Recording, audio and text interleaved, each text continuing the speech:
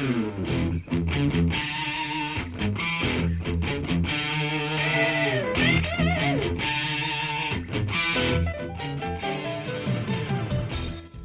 to Thriving Entrepreneur with your host, Steve Kidd, third-generation minister and 30-year business coach.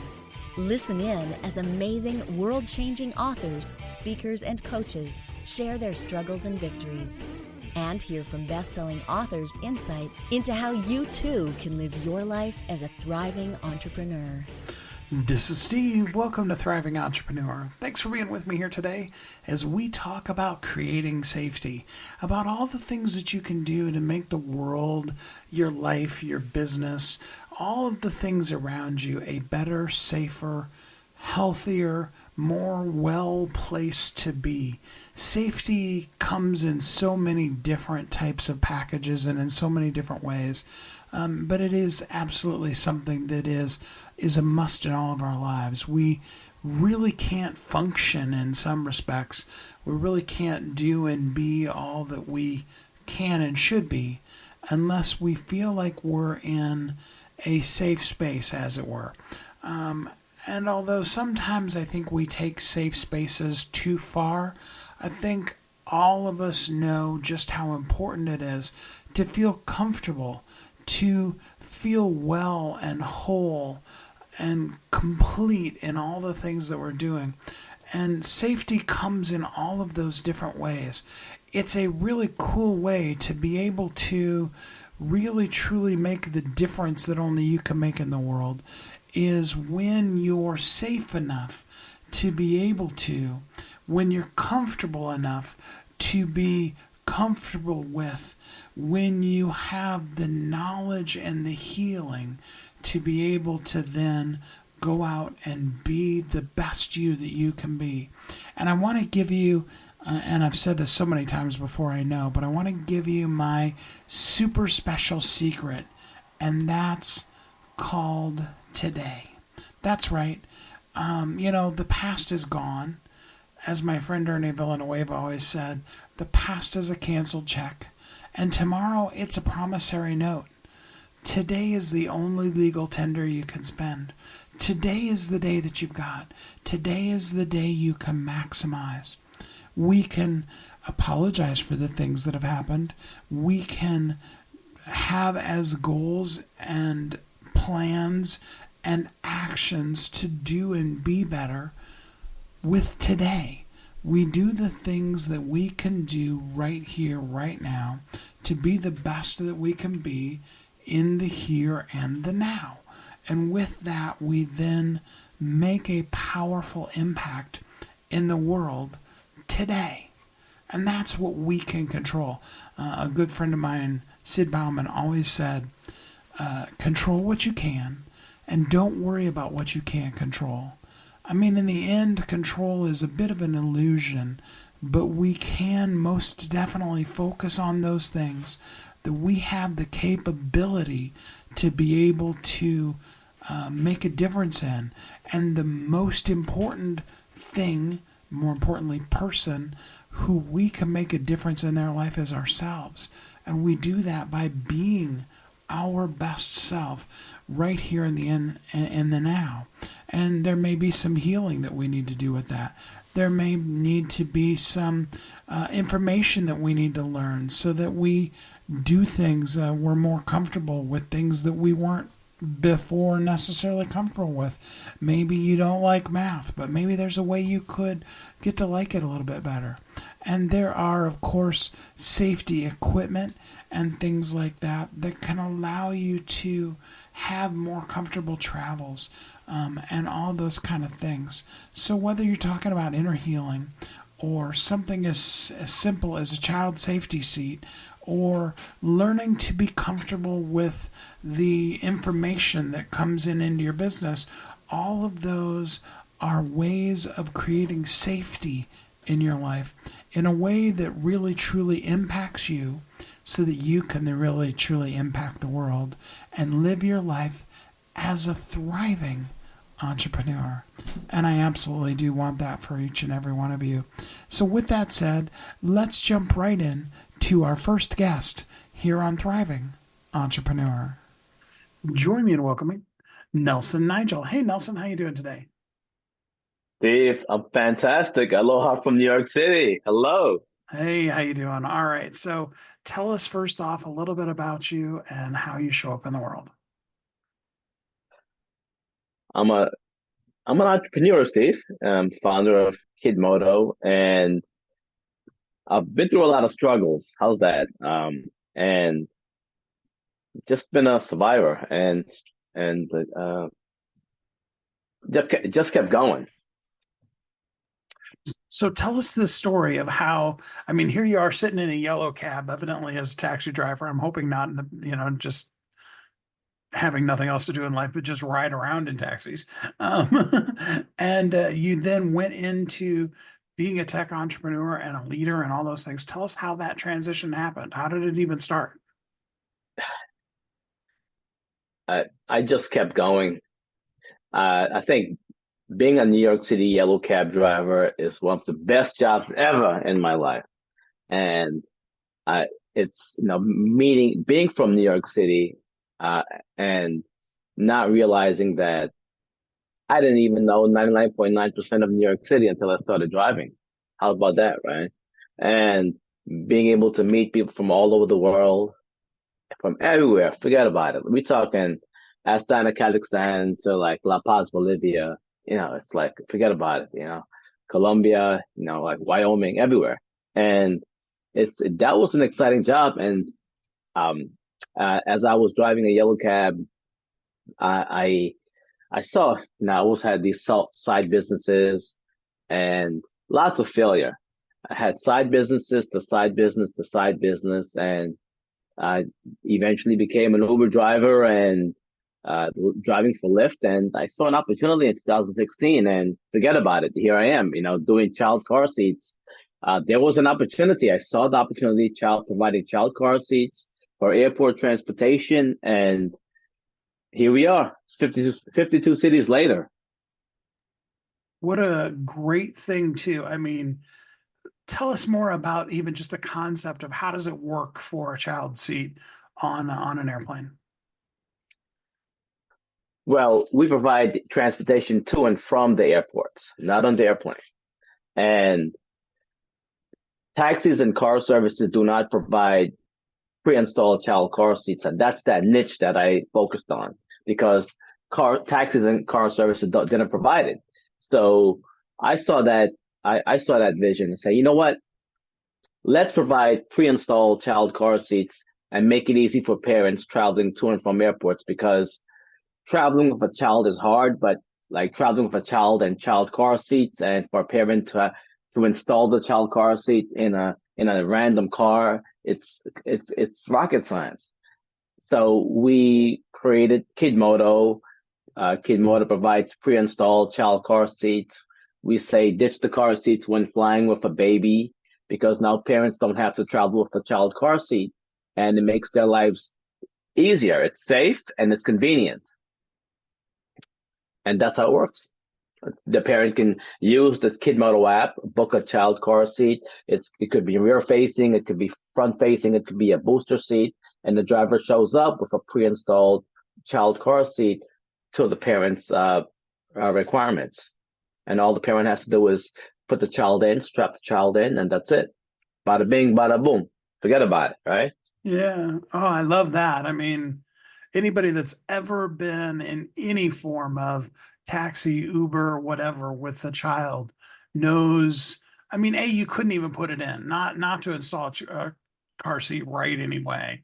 I mean, taxi driver would get angry with you if you took as long as it takes to typically install a normal car seat. So that's cool. So talk to us about, um, you know, you saw the idea, you made it happen, and then what did it take for you to get other people, other drivers, and then other taxi companies to really buy into the concept? That was hard. That was really hard because, as with all crazy ideas, right?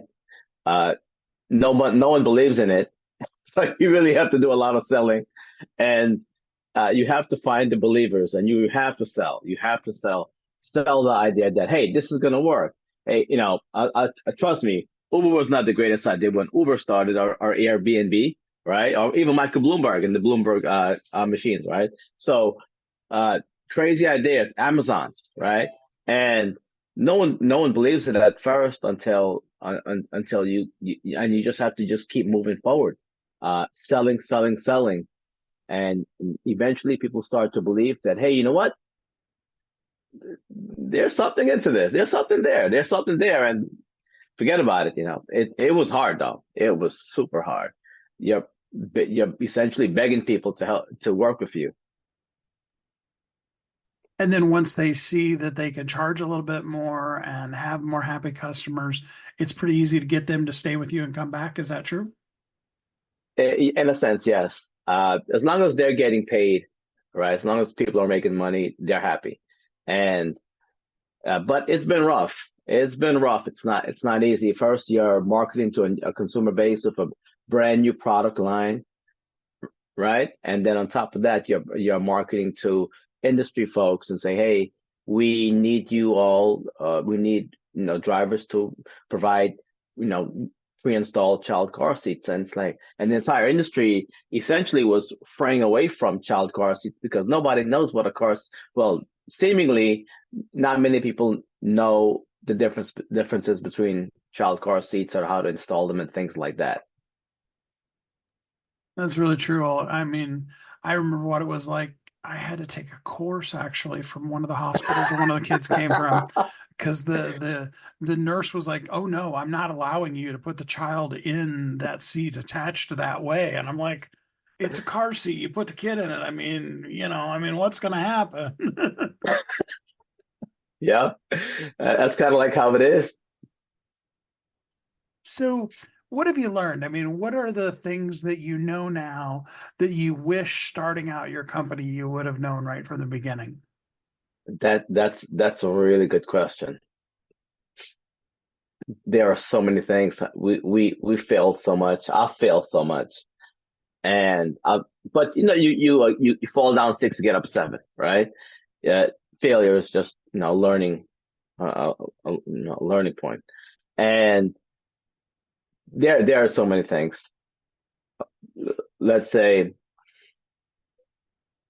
you need really good communication within an organization, because communication is essential, especially now that employees are working abroad, remotely.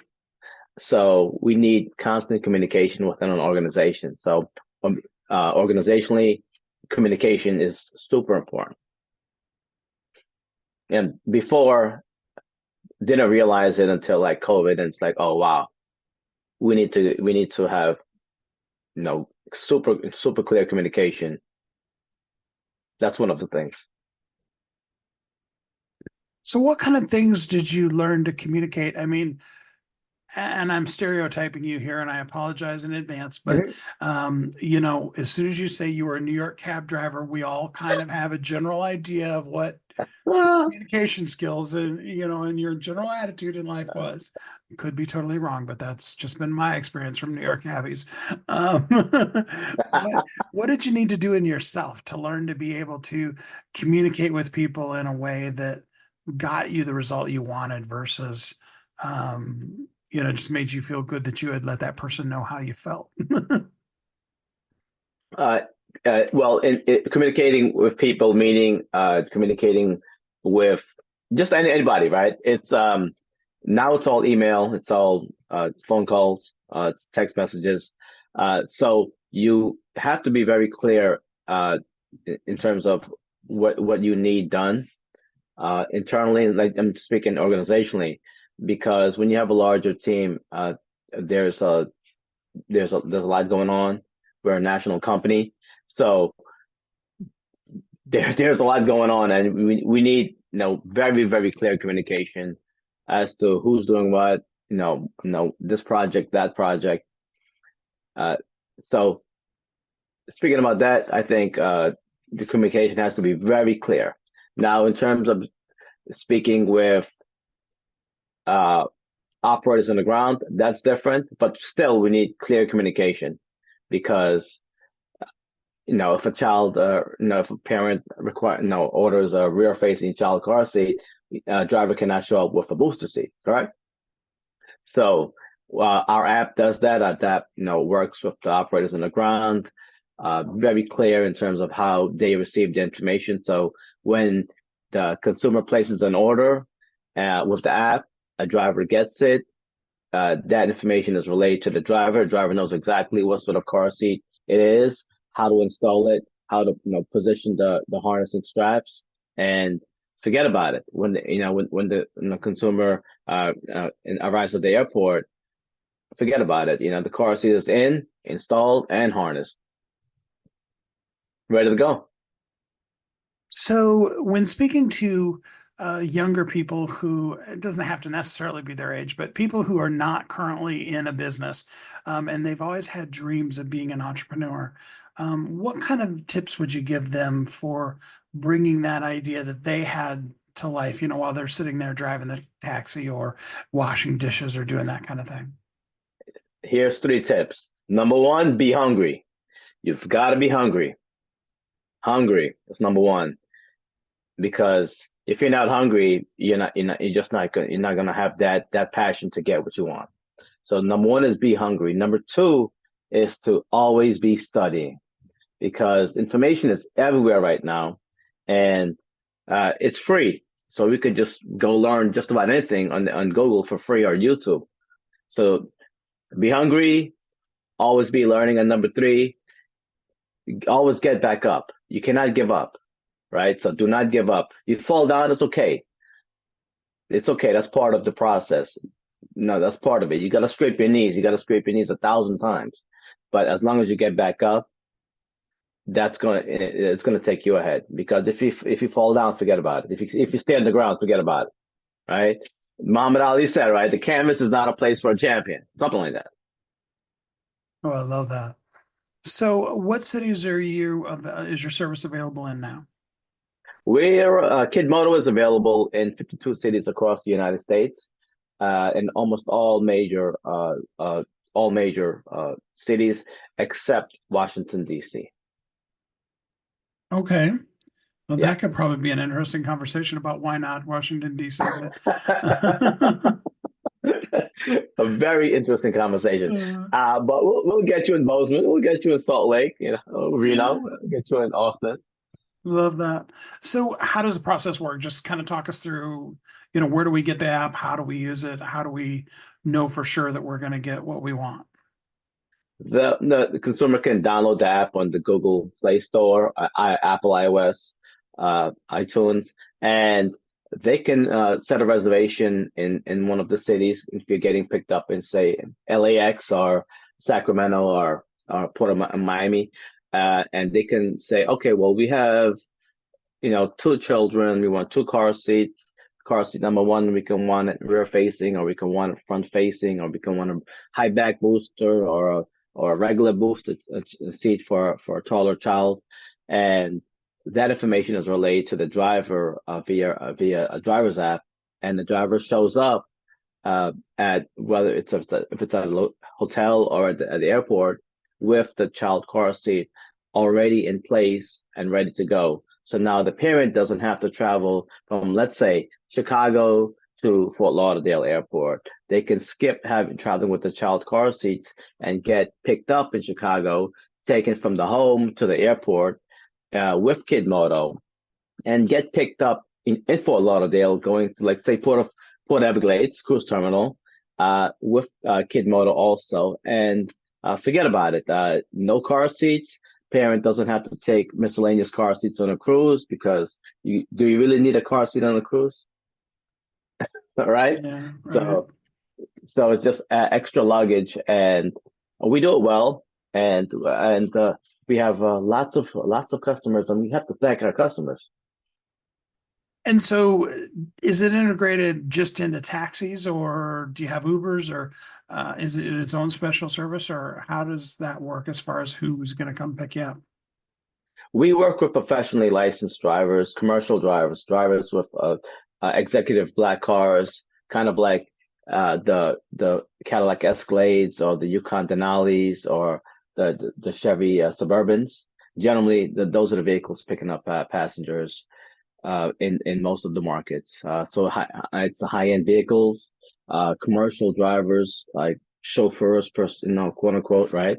So drivers who are dressed up in suits.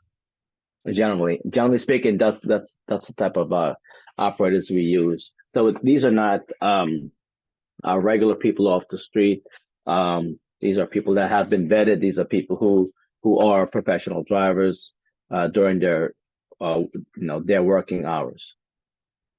That's a real plus too, especially if you've ever driven with somebody who's a brand new Uber driver. You'll only do that once. Yeah, so yeah, it's a great experience. Dealing with great drivers, especially when you're going on a vacation. Everyone wants to be picked up in a Cadillac Escalade, right? And especially with installed child car seats, it's ultimate luxury. It creates a great customer journey, no hassles, no headaches, and the communication is great with our team, the app, the consumer. Remarkable, and everyone's happy. The drivers are happy. They're being paid. The customer is happy. They don't have to travel with a child car seat, and forget about it. I love being behind it because it actually solves a real problem in transportation. Absolutely, it does. So give us the URL for where we can, give us your URL and contact information. Sure, it's www.kidmoto, KIDMOTO.taxi, TAXI, KIDMOTO.taxi. Perfect. And as you said, you can also get the app in the App Store or in iTunes Store. iTunes, yes, sir. Yeah, perfect. Well, thank you so much. It's a really cool thing and something that's very needed. We appreciate it. And thanks for being a guest here with us on the show today. You're welcome, Steve. And thank you for having me. I appreciate it. Totally appreciate it. Aloha from New York City. What a great thing. I mean, you see a problem that there seems to be no solution for, and then you create a really powerful solution that also then creates safety for the people using taxis and Ubers and Lyfts and all of the different types of things like that.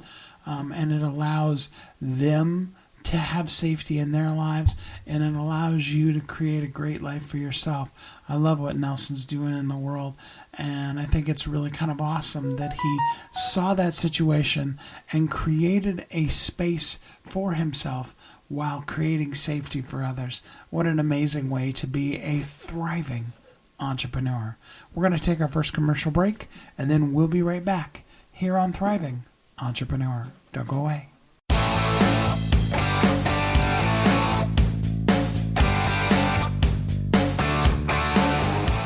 Hi, my name is Steve Kidd. I am a third-generation minister, an international best-selling author of multiple books, and I help people write, publish, and market their books to bestseller. In fact, there are literally thousands of people that have used the system that I created to be able to write, publish, and market their books, and now they're best-selling authors. And you're next. I just wanted to come on for a minute, say hi to you, tell you a little bit about me, introduce myself, and tell you I know the world is waiting on your message, and I would be so honored to be part of sharing your message with the world. Go to AskSteveKidd.com and schedule a time to talk today.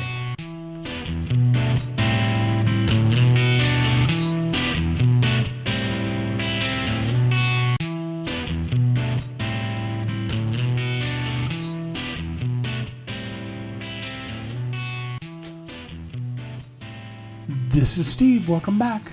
Thanks for listening to Thriving Entrepreneur today as we talk about creating safety.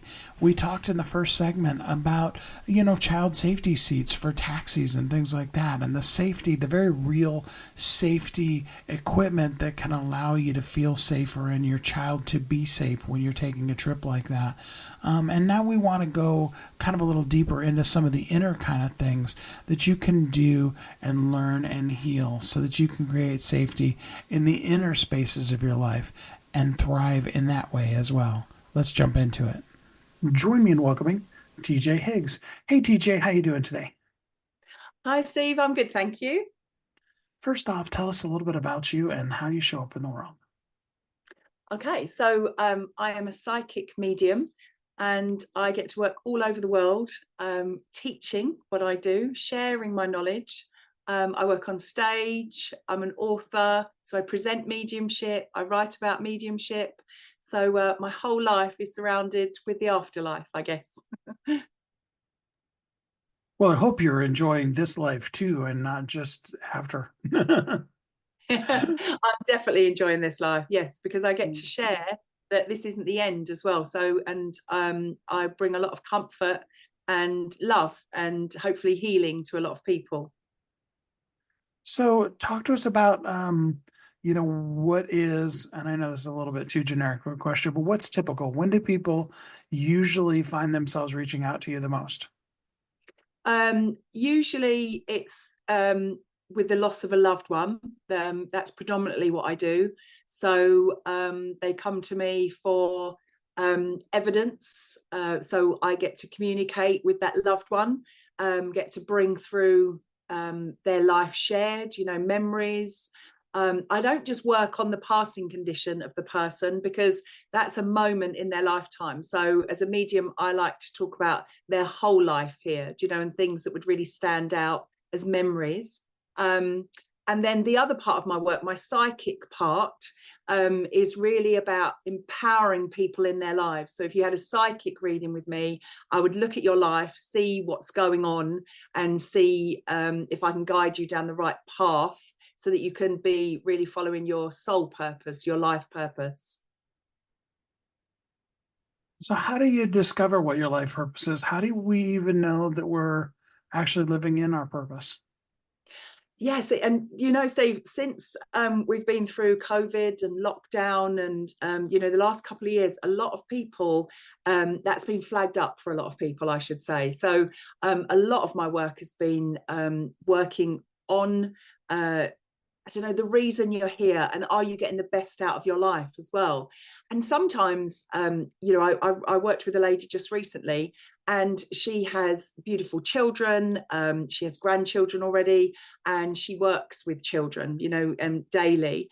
And when we looked at her life, her soul path, her soul kind of book, if you like, the Akashic Records, it was showing up that being a mother was her life purpose. And I think sometimes people are so looking for something big and bold with fireworks on, they're forgetting that actually being here sometimes is enough of a purpose,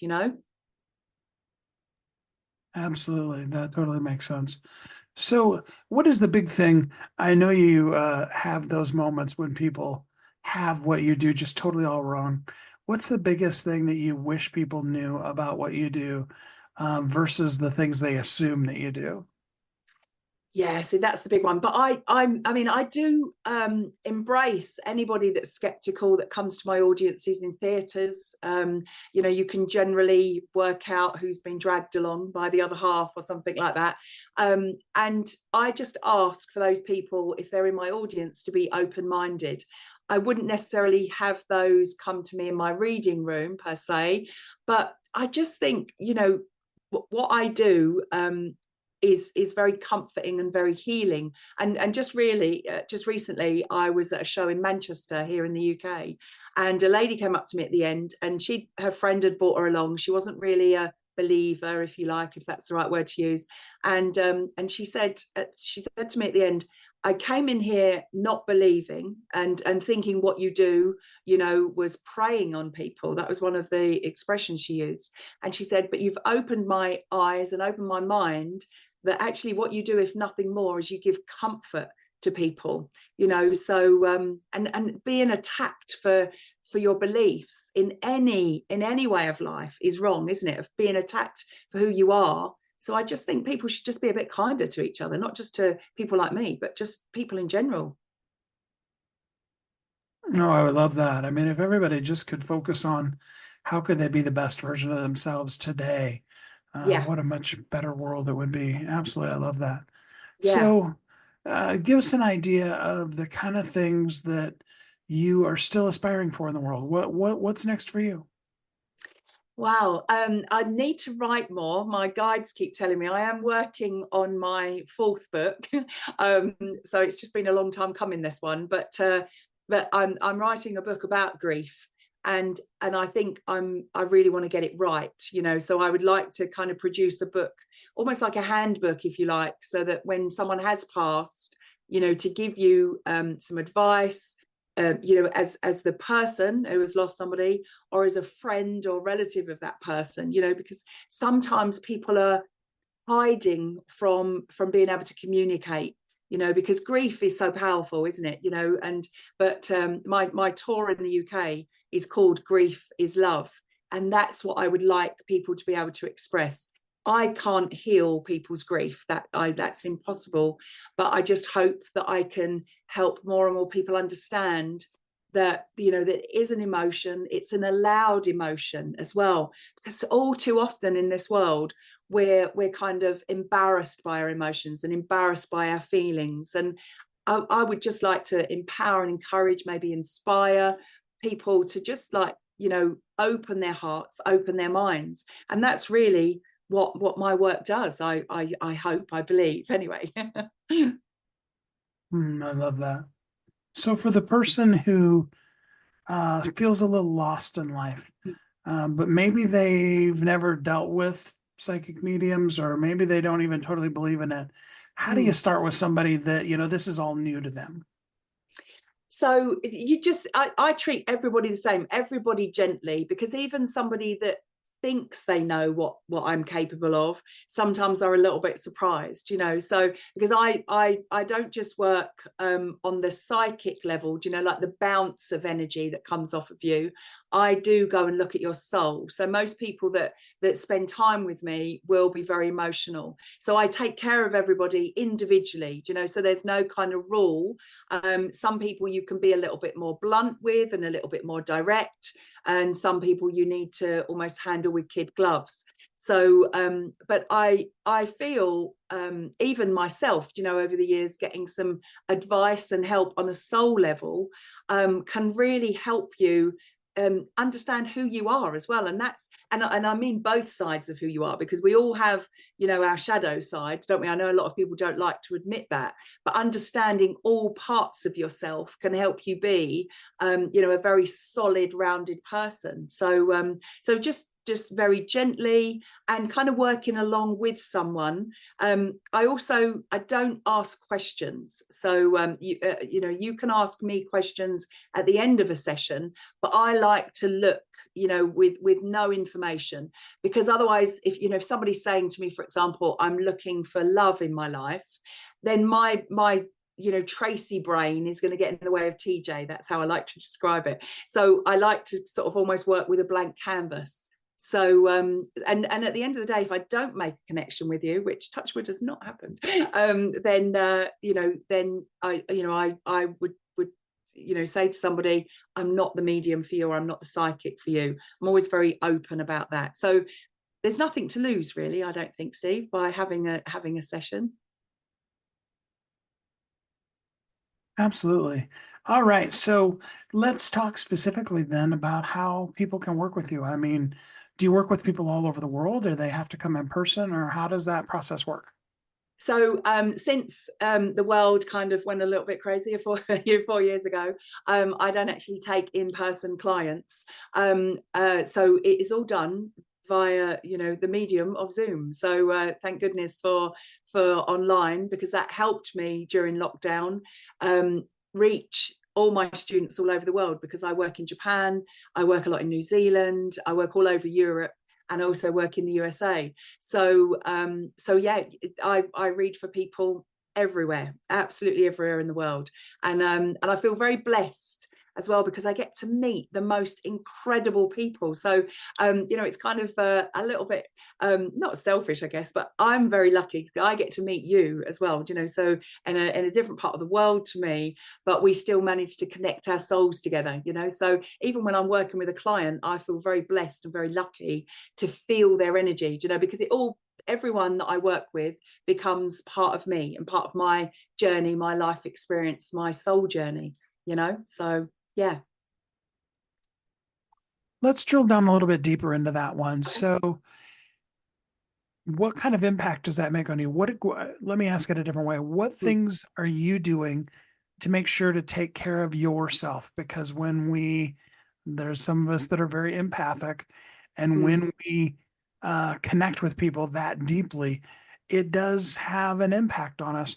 What do you do to make sure you're taking care of yourself and not just drugged down by everybody else's stuff?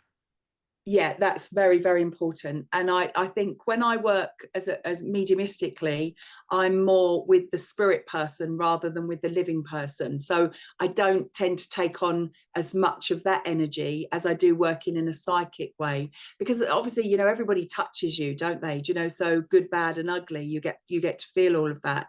But I learned very early on, even as when I very first started doing readings, I wasn't very good at taking care of myself.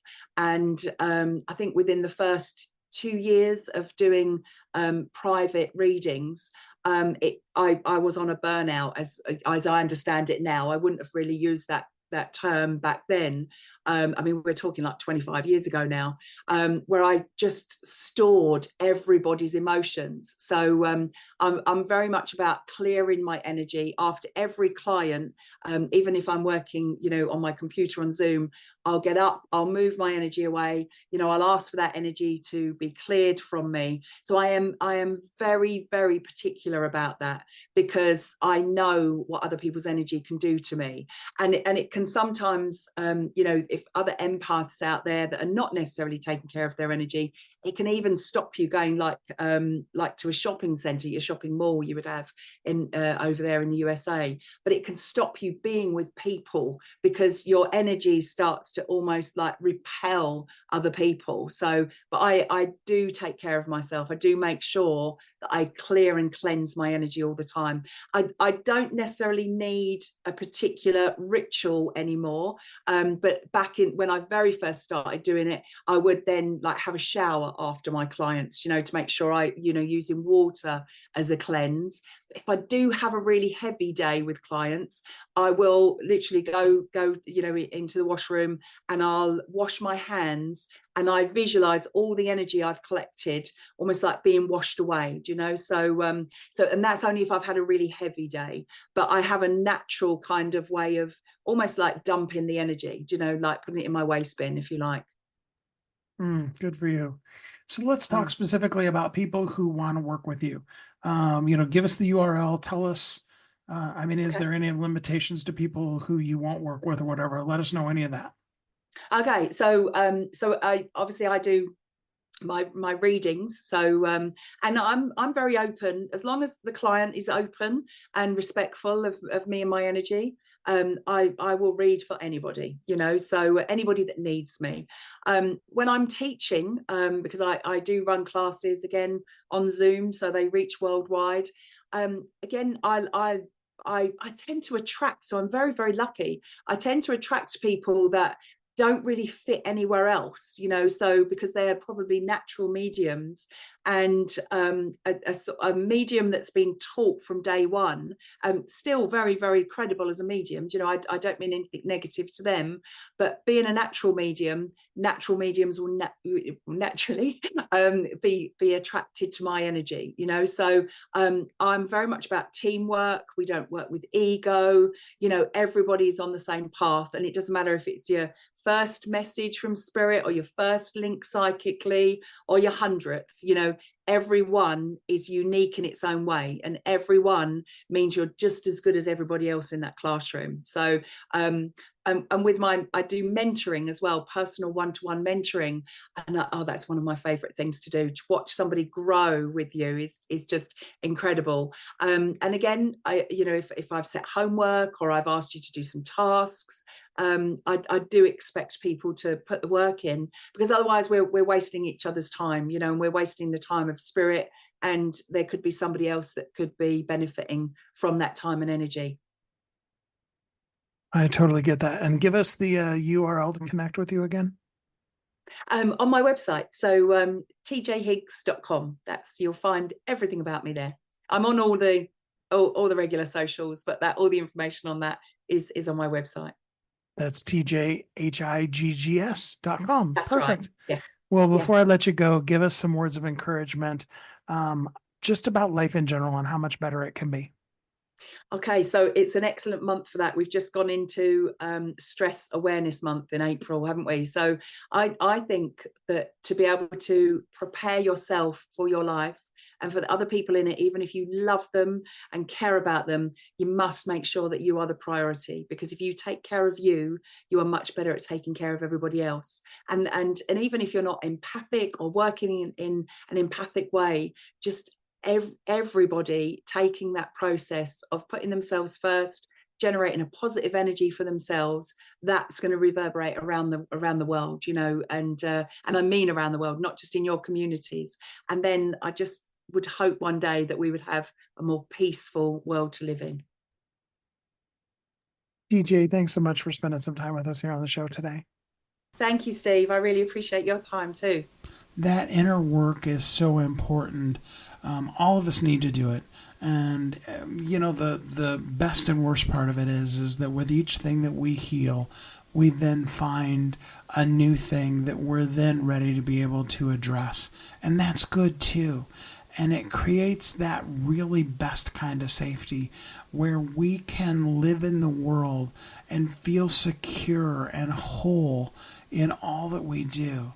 And that is not only an amazing way for us to show up, but it's an amazing way for us to make an impact in this world. What a great thing that TJ is doing. I really do hope that you'll take it to heart and that it'll help you live as a thriving entrepreneur. With that said, let's jump into our next commercial break here on Thriving Entrepreneur.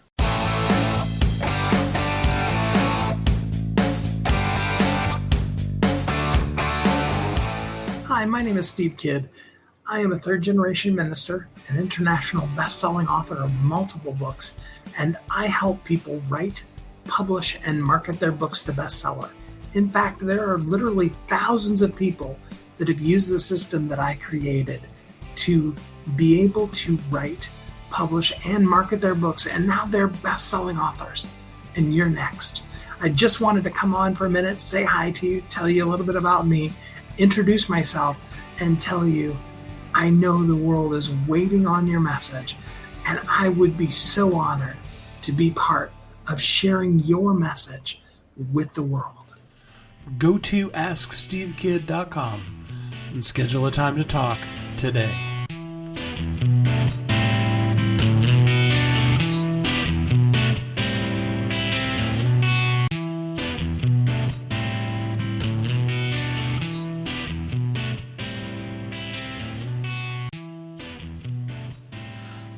This is Steve. Welcome back. Thanks for listening to Thriving Entrepreneur today as we're talking about creating safety. We looked at child safety seats and safety equipment and things like that. We talked about healing inner hurts. And now let's look at some of the things that maybe we don't like, that we're not comfortable with, and how we can either find a professional that can handle it for us or that they can help us get comfortable with things like, say, for example, numbers that aren't necessarily something that we feel real comfortable with. And in that comfort, we can create a special kind of safety for ourselves in that as well and be a thriving entrepreneur. Let's jump into our next guest. Join me in welcoming Michelle Bassett. Hey, Michelle, how you doing today? Hey, how you doing? I'm doing really good, thanks. First off, tell us a little bit about you and how you show up in the world. Okay, so I'm Michelle Bassett. I am an entrepreneur, internet marketer, a data scientist, you name it. And I try to make sure that I put my best foot forward every single day. So give us a little bit more clarity. What kind of things do you love doing on a day-to-day basis? On a day-to-day basis, I mostly like the part of my life where I get to explore something new and something different. Probably not the best example right there, but in my particular field of work, every day is a new problem, and it's a new problem in sometimes the best way, right? So I get to explore new avenues that I wouldn't have elsewise if some developer down the road didn't break something. So that's my favorite part of the day, just going through the data, combing through the numbers, and just trying to make sure that I'm having the best impact possible for my clients. Love that. So what's the one thing about data and numbers that everybody should know that you're finding almost nobody does?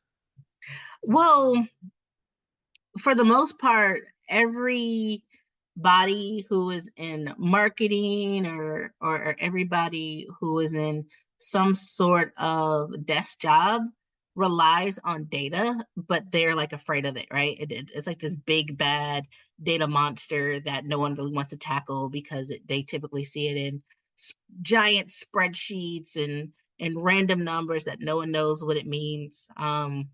But in all honesty, it's really not that scary. It's not that hard. And once you get a hold of the numbers and you understand what number influences another number, and then your job will just be so much easier. If I can hone in there a little bit, specifically for marketers, because that's what's on my mind right now. I just left a marketing meeting. Knowing that your page view count affects your session duration, which affects e-commerce spin rates.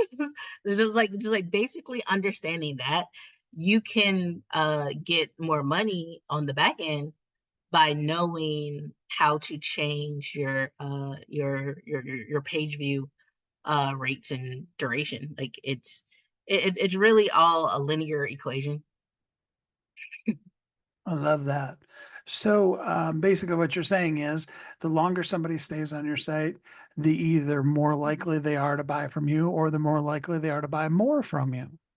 Well, yeah, that can be true, but something else can be true as well. So if you are a a real estate person, right? And you have properties on your website, sometimes it makes more sense for them not to be there that long because you want them to see a property, scroll through it maybe 3 or 4 times, and then submit a form so that you can get in contact with them.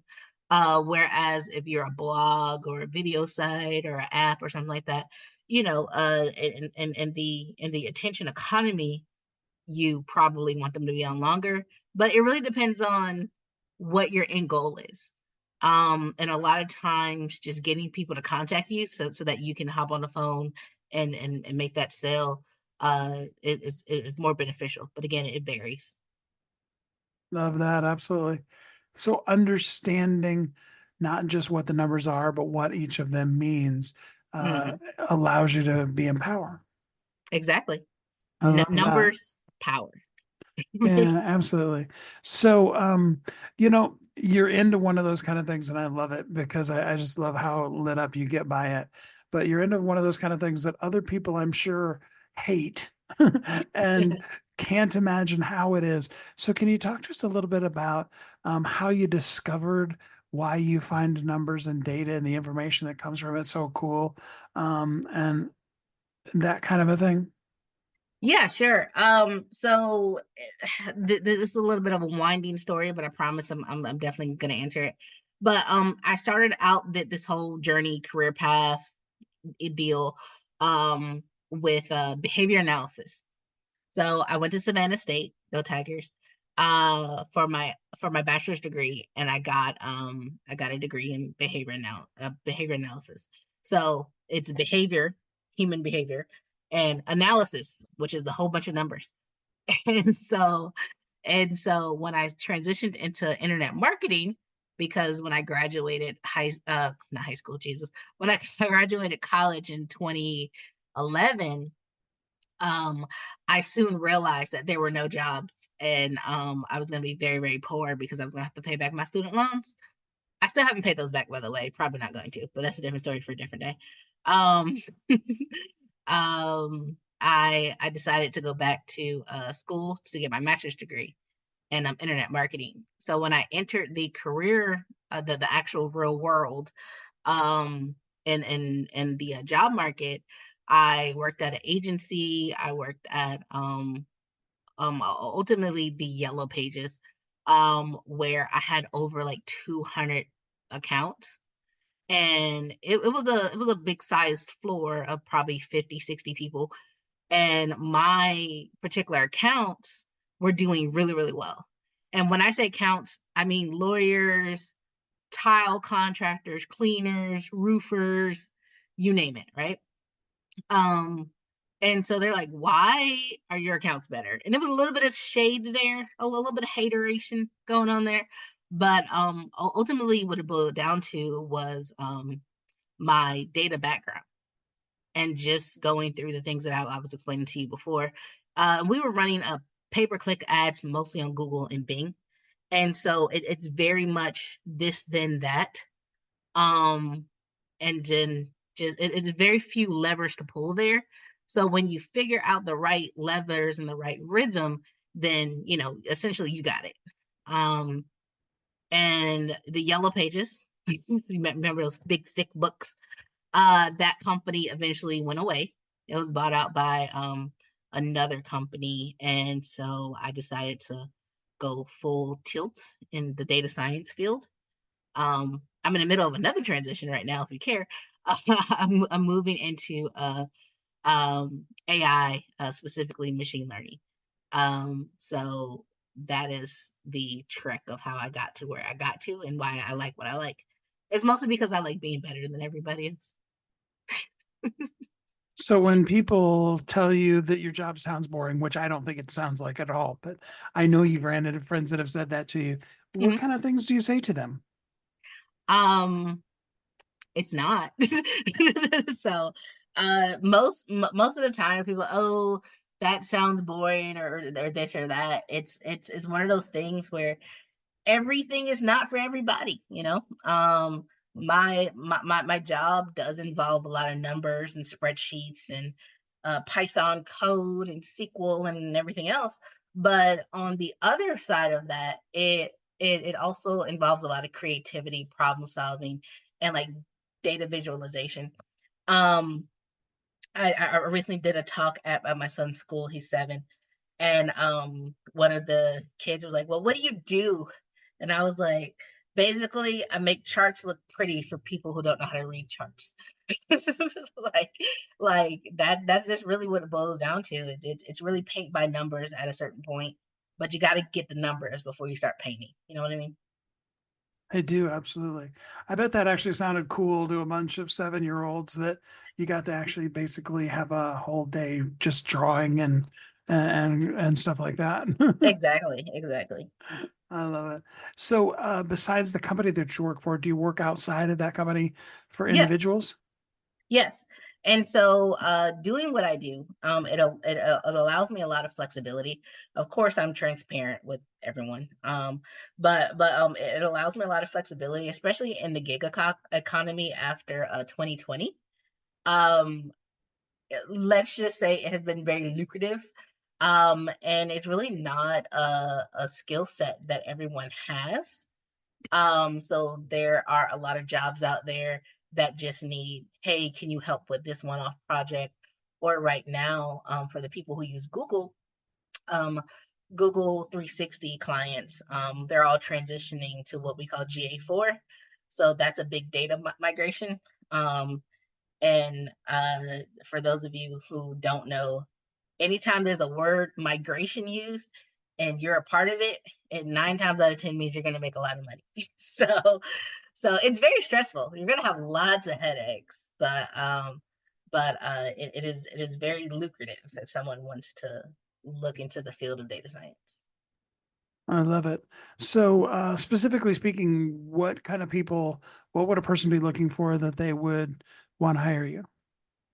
Um, 9 times out of 10, the enterprise level customers that I work with tend to be like your Home Depots, your Best Buys, things like that. And so most of the time they just have a gap in a data project that they're working on.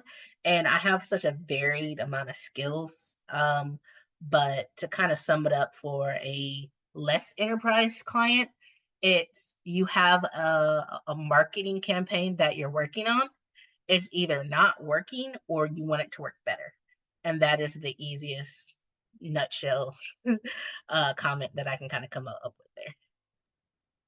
So for somebody who would like to hire you, Mhm. how do they get in contact with you? LinkedIn. I love to just chit chat with people, see where any gaps are, so that you don't necessarily have to hire me. Part of the thrill of it all is for me just to kind of sit down, see what the problems are, and kind of just kind of glance over it. And if I can solve something in 15 minutes. I will blatantly tell you not to hire me, and like you just need to do X, Y, Z, ABC. So LinkedIn. So I think it's Michelle A. Bassett. So Michelle, A as an apple, B as in boy, ASSETT on LinkedIn. It says purple unicorn. And I got a whole story about that I won't tell here. Cliffhanger. I love it. Well, Michelle, thanks so much for spending some time with us here on the show today. All right, thank you. What a great thing. I love it. And I really do. I mean, you know me, if those of you that do know me, you know I love numbers. I think in Excel spreadsheet. But for some of you, I know that data and numbers and things like that are stuff that you aren't comfortable with. And sometimes the best thing to do is just have somebody do them for you. But it's always good in business to make sure that you understand your numbers well enough that you can, go through them and at least understand what the people are saying to you. And in that, you create that most wonderful of safe spaces in yourself, because then you're not worried that somebody's taking advantage of you.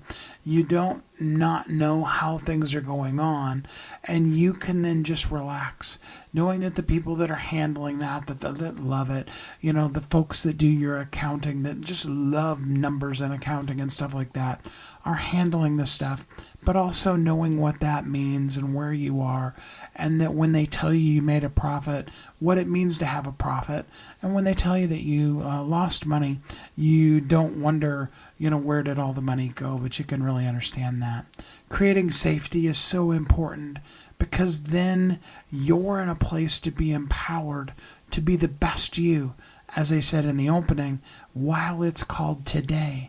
So that you can be the best you today, you can make the difference that only you can make, and you can impact the world for good. And then in that, of course, that's going to help you be able to create safety for others as well. Because you are uniquely brilliant. You were created for a purpose, and the world needs you. We're so glad that you are exactly who you are, and that you are growing and striving and creating safety in your own life, so that you can then do better and be better and make more and more of an impact as you live every day of your life as a thriving entrepreneur. Thanks for joining me. Till we're together again next time, I hope you have a great week. Thanks for listening to Thriving Entrepreneur today. If you want to get your question answered, send an email to questions@wehelpyouthrive.com. We look forward to you joining us again next time.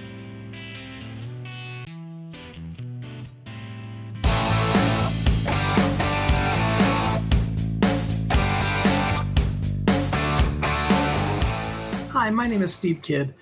I am a third-generation minister, an international best-selling author of multiple books, and I help people write, publish, and market their books to bestseller.